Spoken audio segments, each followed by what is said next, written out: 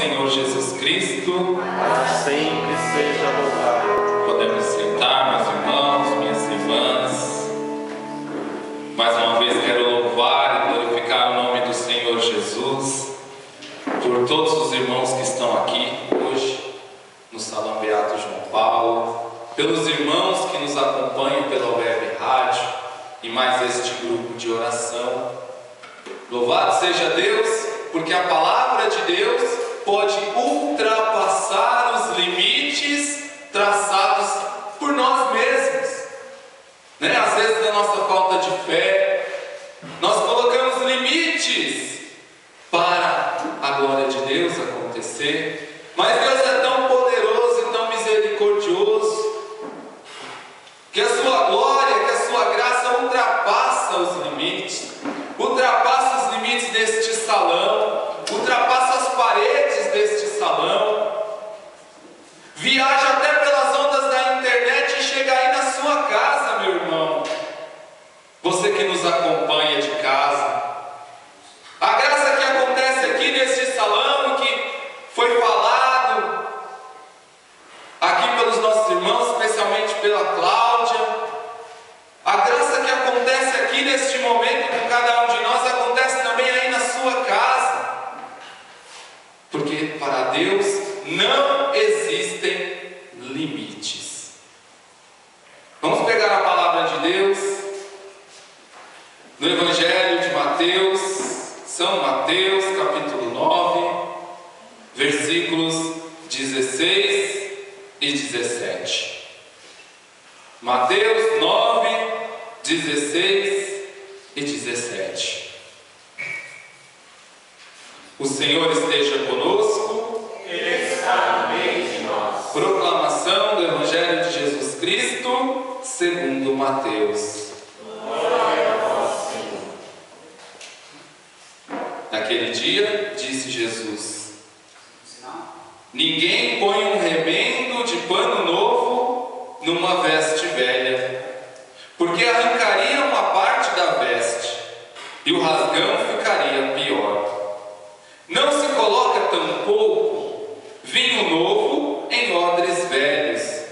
Do contrário, os odres se rompem, o vinho se derrama e os odres se perdem. Coloca-se, porém, o vinho novo em odres novos, e assim, tanto um como o outro se conservam.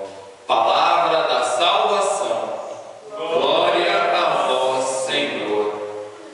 Quando a gente pega essa palavra e a gente lê aqui, primeiro a gente precisa entender o que seriam esses odres que o próprio Senhor fala, e que era tão normal naquela época, mas que para nós hoje, a maioria de nós não conhece.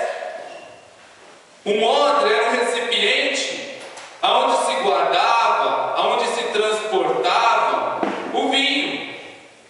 Era um recipiente feito de couro, né? A gente sempre pensa que é de barro. A gente sempre lembra, quando a gente lê essa palavra, lembra de vaso de barro, mas não. Na verdade, os odres eram feitos de couro. E o vinho que era transportado, ou que era guardado, era vinho novo. Não era esse vinho que a gente compra no supermercado. Esse vinho que a gente compra no supermercado é um vinho velho. Velho por quê? Porque ele já foi feito há muito tempo, porque ele já passou por todo um processo de fabricação. O vinho dessa época era um vinho artesanal. O vinho que era pisado, as uvas eram pisadas para extrair o suco. O suco passava por todo um processo, e dentro desse processo que o suco passava, tinha a fermentação.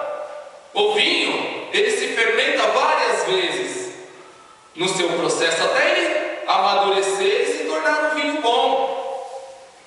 E nisso que o vinho vai fermentando dentro do odre, ele vai liberando os seus gases.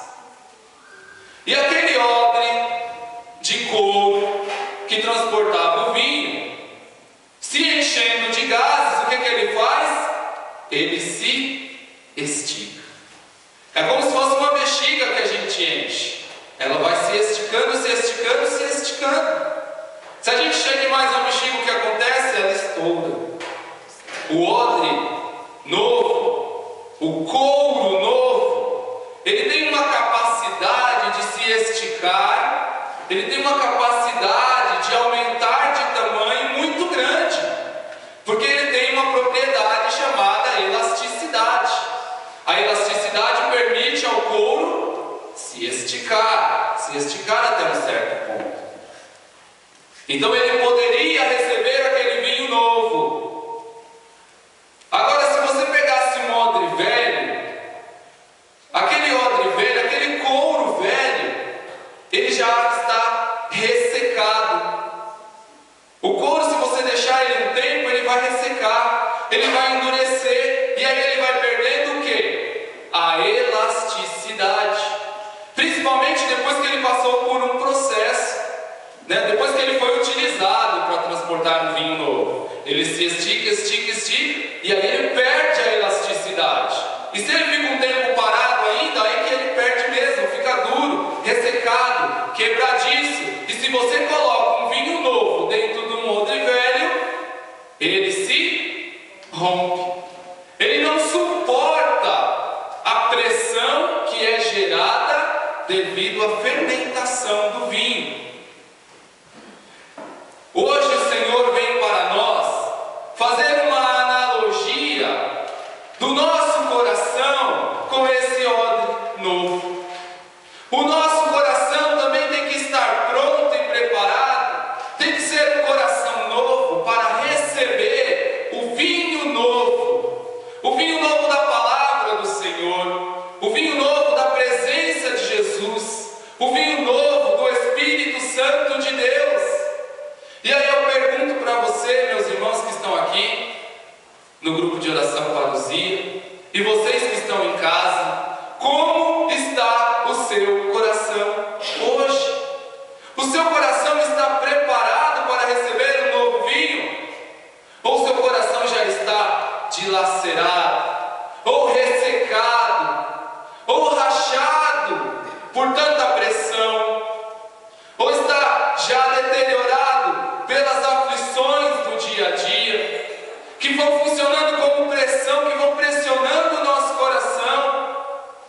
Como está o nosso coração hoje? Se você parou para pensar, meu irmão, minha irmã, e você identificou que o seu coração não está como um odre novo, se você parou para pensar e você identificou que o seu coração já está velho, saiba que hoje é o dia, é a noite que o Senhor escolheu para renovar o seu coração. Amém. Para te dar um novo coração, um coração semelhante ao dele, semelhante ao do próprio Cristo, um coração capaz de receber a pressão e suportar a pressão.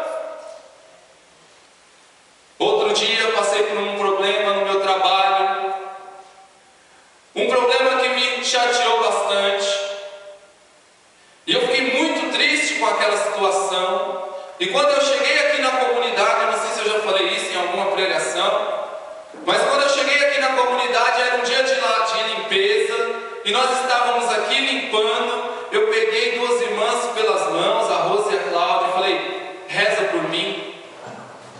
Peguei essas duas irmãs, até pensei que eu estava brincando, né? Mas no meio daquela bagunça, eu peguei elas pelas mãos e falei: rezem por mim, porque eu não estou legal. E aí nós nos retiramos, fomos para a nossa sala da intercessão, e elas oraram por mim, impuseram as mãos, me aconselharam.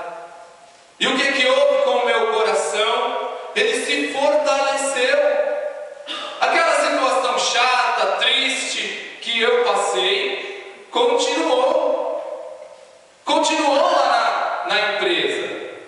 Mas o que mudou? O meu coração. O meu coração estava preparado para receber aquela pressão, para suportar aquele problema. E o problema que continua até hoje não me atinge É chato, é triste, mas o meu coração está preparado pelo poder da oração para suportar. E assim é com cada situação da nossa vida, com cada situação que a gente enfrenta. Se a gente enfrentar as situações do dia a dia com um coração velho, um coração distante do Senhor, nós não vamos conseguir suportar a tribulação. Mas se nós tivermos um coração novo, renovado pelo Espírito Santo de Deus, toda situação, por pior que seja e por maior que seja, se torna uma pequena situação. Nós estamos nesse momento ao vivo, pela web rádio, e nós temos mais de 50 pessoas online. Ainda bem que eu li um outro lado do papel. Mais de 50 pessoas online. Nós que estamos aqui, vamos aplaudir o Senhor, porque aqui mais de 50 casas neste momento. E eu acredito que é mais de 50 pessoas, porque cada casa, não tem só uma pessoa. Lá na minha casa mesmo, nesse momento, tem duas ouvindo este grupo de oração. Então, podemos estar, e tem duas lá na minha casa, que a Ana Luísa está passeando. Então pode ser que tenha muito mais do que isso. Glória a Deus por isso. Aliás, eu falando aqui que tem duas pessoas lá na minha casa, por quê? Porque minha esposa, para honra e glória do Senhor, está esperando nosso segundo filho, E ela está lá em casa, porque hoje ela não esteve muito bem, e ela ficou em casa acompanhando pelo grupo. A gente acabou de vir do médico. E por lembrar, eu estava lá no médico, no hospital, e eu estava lembrando, como os médicos às vezes não têm o seu trabalho reconhecido, Se a gente vai no médico e o médico pede um monte de exame, a gente reclama. Mas eu só tinha uma dor de cabeça, e o médico pediu até o exame do pezinho de novo para mim. Ou se eu vou no médico e o médico não pede nada, mas que absurdo, mas nem olhando a minha cara, A gente faz isso com os médicos, pessoas que estudaram, que se formaram. Quando eu vou no médico e o médico me atende rapidamente, eu fico feliz. Outro dia eu fui no médico com a Nalva, com a Aninha, ele olhou e falou, era uma mulher, pelo sintoma que você está me falando é isso, toma esse remédio. Só faltou falar assim, área. E eu adorei, porque foi rapidinho. Quando a gente ia lá no médico, a Aninha era menor, e o médico pediu um exame de sangue. Você colhia o exame, 2h30 para ficar pronto. E quando era exame de urina? Era pior, que era 2h30 para colher. Depois mais 2h30 para sair o resultado. E aí madrugada vai. E a gente lá. Por falar em médico, o médico é tão desacreditado que uma vez o próprio Cristo resolveu ter a experiência de viver um dia como um médico. Ele pegou, veio para um hospital, deu folga para um médico, ficou no lugar dele. E aí as pessoas ali na sala de espera reclamando, Um com dor de cabeça, outro com dor de barriga, outro com problema. E tinha um cara lá, estava com problema, e ele era paralítico. E aquele homem paralítico foi chamado para entrar na sala que o próprio Senhor estava. Ele estava lá com seu problema, dor de cabeça, acredito. E quando ele entrou no consultório, Jesus se compadeceu dele, nem esperou para ver o que ele ia falar, já falou, levanta-te e anda. E o paralítico se levantou e saiu andando. Quando ele saiu do consultório, as pessoas foram em cima dele, admiradas, porque ele estava andando, entrou na cadeira de rodas, saiu andando. E quando perguntaram para ele, ele falou assim, esse médico é igual a todos os outros, nem olhou na minha cara, nem pôs a mão em mim. Olha para você ver o como a gente desacredita nos médicos, Às vezes. Mas o importante dessa história toda é que o Senhor, muitas vezes, Ele realiza maravilhas no nosso coração, Ele toca profundamente no nosso coração e nós não percebemos, como essa simples história. Talvez aquele homem queria apenas ser curado da dor de cabeça e ele focava tanto na sua dor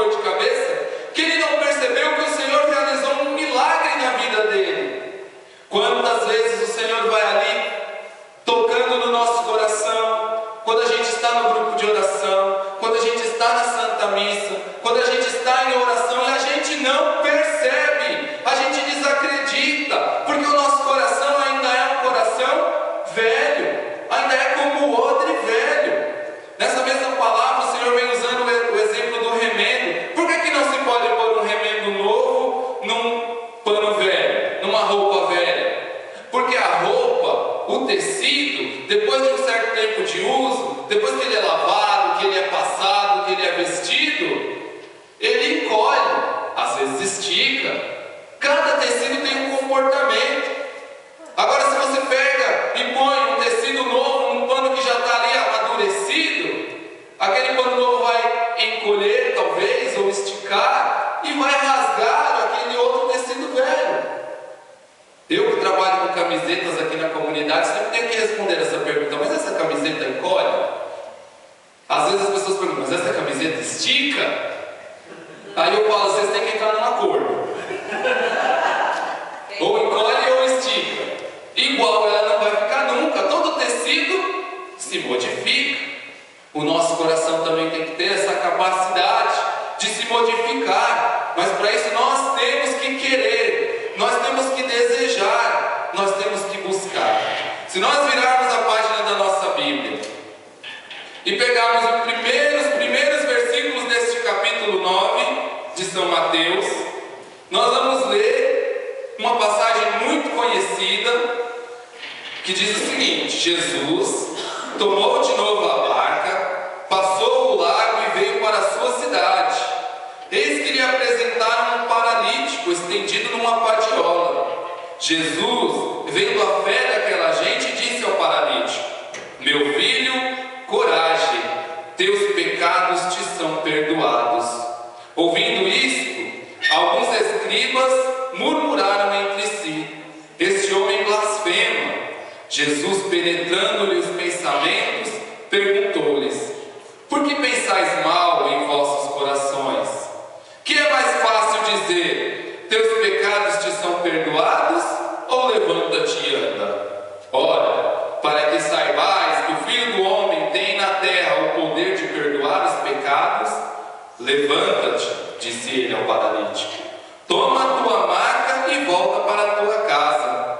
Levantou-se aquele homem e foi para a sua casa. Vendo isto, a multidão encheu-se de medo e glorificou a Deus por ter dado tal poder aos homens. Olha só, às vezes a gente, como eu dizia, aquela história do médico, a gente foca num problema. A gente pega um problema, uma necessidade, a gente foca naquilo. E a gente fica desejando que aquela cura, que aquele milagre aconteça, e não vê que existem coisas muito mais importantes para acontecer na nossa vida do que aquilo que a gente colocou como importante. Nesse trecho do Evangelho, o Senhor coloca como muito mais importante a cura espiritual. O Senhor coloca como muito mais importante o perdão dos pecados do que simplesmente a cura física. Nós desejamos sempre a cura física, buscamos a cura física.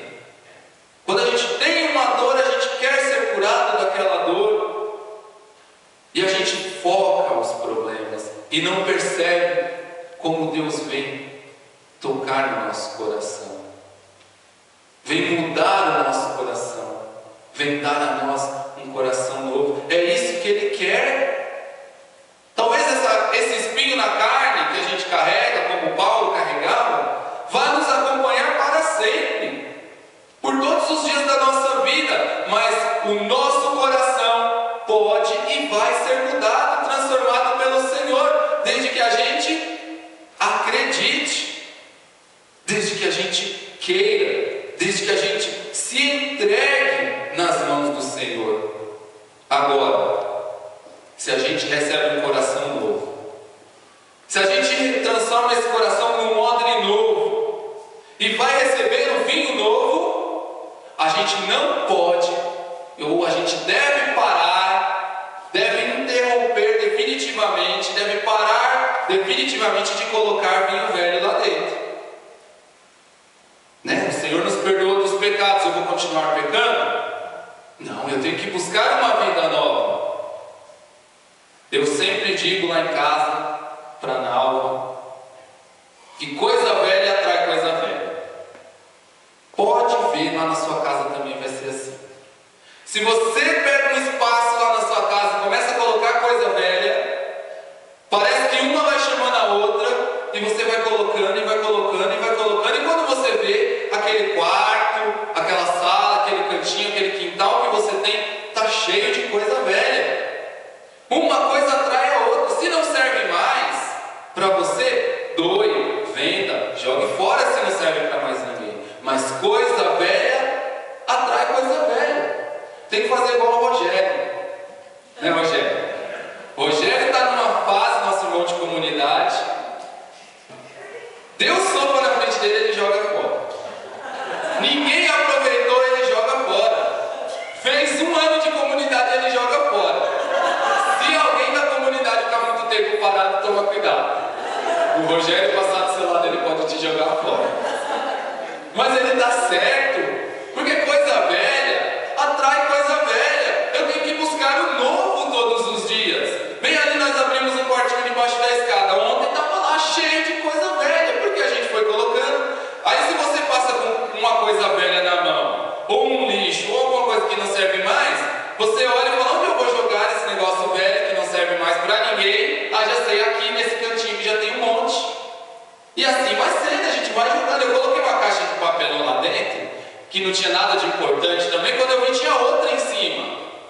Porque uma atraiu a outra. É a lei da atração das coisas velhas. Irmãos, o pecado também é assim na nossa vida. O pecado é uma coisa velha. Aliás, o pecado é a coisa mais velha que tem na nossa vida. É a primeira coisa que a gente tem que eliminar. E quanto mais pecado a gente pratica, mais pecado a gente vai praticando, porque um vai chamando o outro.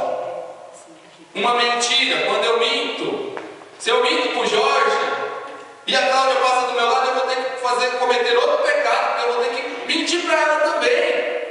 E se passa outra pessoa, eu vou mentir. E no meio dessa mentira toda, uma hora alguém vai pegar o fio da meada e vai descobrir que eu sou um mentiroso. Porque eu vou cair em contradição. O pecado é assim.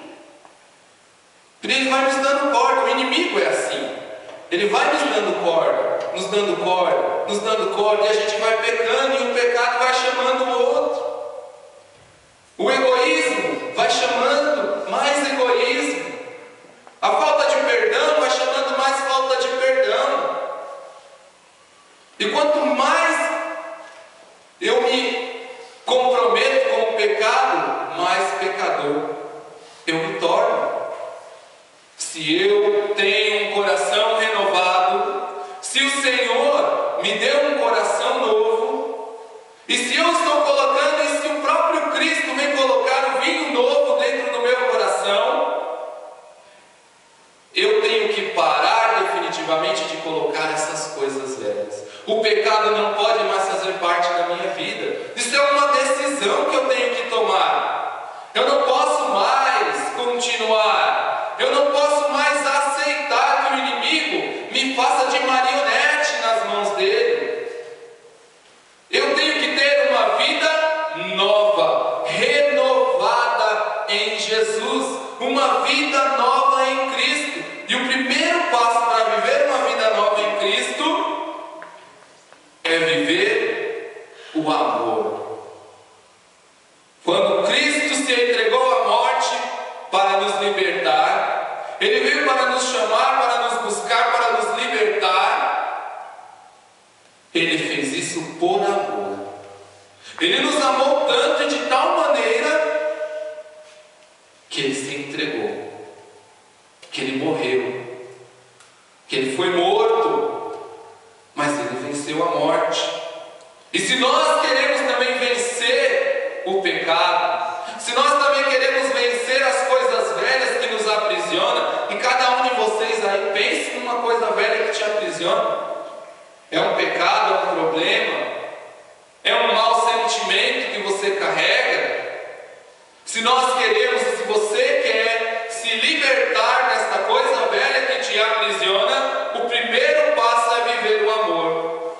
Em 1 Pedro 4:8 está está escrito assim: antes de tudo, mantende entre vós uma ardente caridade, ou um ardente amor, porque a caridade cobre uma multidão de pecados. Olha só, antes de tudo, mantende entre vós uma ardente caridade, porque a caridade cobre uma multidão de pecados. O pecado, que é aquela coisa velha que fica ali dentro do meu coração, dando pressão, tentando rasgar, dilacerar a minha vida, ele só é vencido quando eu vivencio o amor de Cristo na minha vida.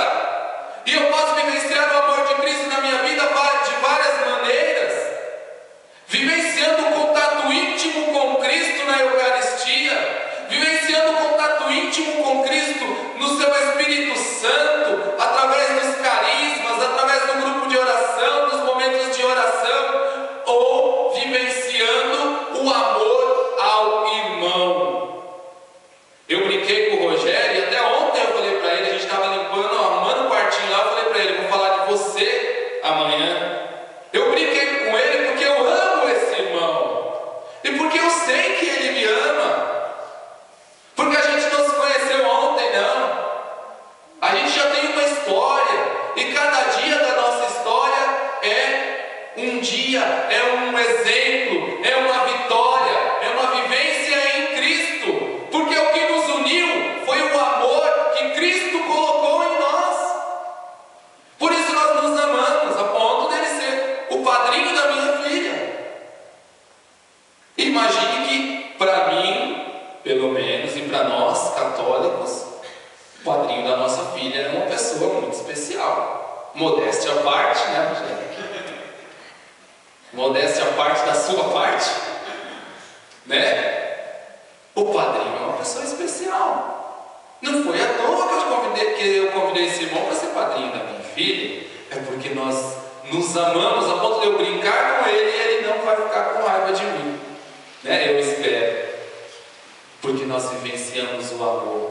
A primeira maneira de vencer, a primeira maneira de experimentar a vitória em Cristo é vivenciando o amor. E vivenciando este amor, se nós amarmos e se nós sentirmos esse amor de Cristo, nós vamos ser dispensadores do amor de Cristo. Olha só, seguindo aí no versículo 9, vocês não pegaram, mas está aqui comigo. 1 Pedro 4:9. Exercei a hospitalidade uns para com os outros sem murmuração, como bons dispensadores das diversas graças de Deus. Cada um de vós põe à disposição dos outros o dom que recebeu, a palavra para anunciar as mensagens de Deus, um ministério para exercê-lo com uma força divina, a fim de que em todas as coisas Deus seja glorificado por Jesus Cristo. A Ele seja dada a glória e o poder por toda a eternidade. Amém.